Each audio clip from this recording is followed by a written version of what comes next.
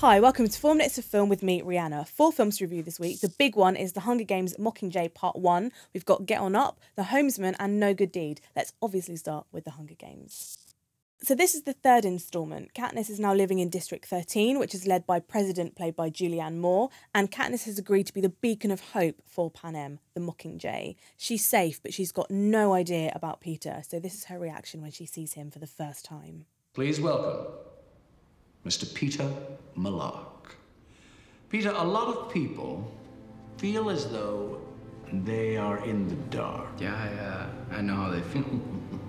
Now, so set the stage for us. Talk us through what really happened on that final and controversial night. Well, first off, you have to understand that when you're in the games, you only get one wish. It's very costly. So the glamour of the previous films is gone. They're living underground, they're all terrified of attacks from the Capitol, which provides this layer of tension which wasn't really there before.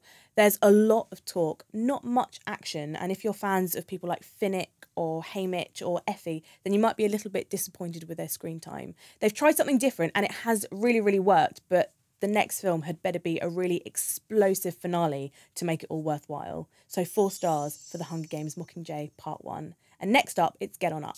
This is the biopic of James Brown, from his life as a child to his later years. It's not linear, it jumps about a lot, but the music, wow, the music.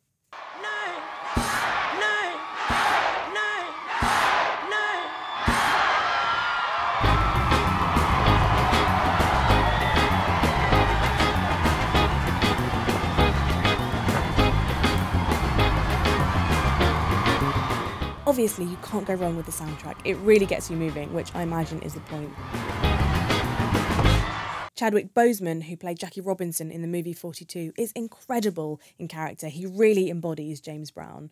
I was a little bit troubled by the way they glossed over some really important moments of his life, the drug abuse, the domestic abuse, his family, and instead chose to concentrate on his relationship with his band and his enormous ego. So ultimately, very entertaining, if a little shallow. So 3 stars for Get On Up. And next up, it's The Homesman.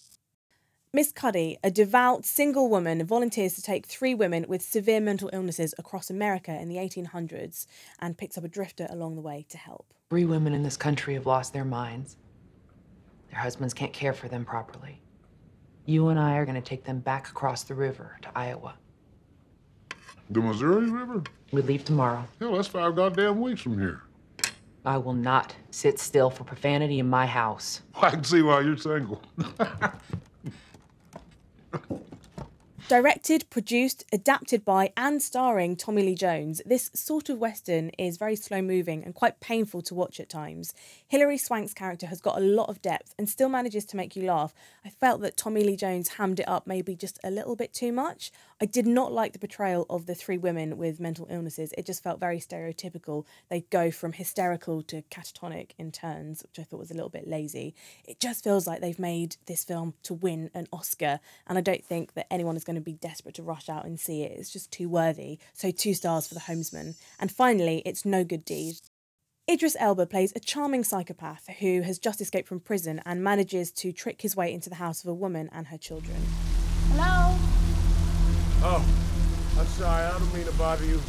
You were the only house with the lights on. Idris Elba has done some incredible films, and this just isn't one of them. It's a cliche thriller with terrible production values, so 1 star. And next week, I'll be reviewing Horrible Bosses 2 and Paddington. So click here to subscribe and catch that next week.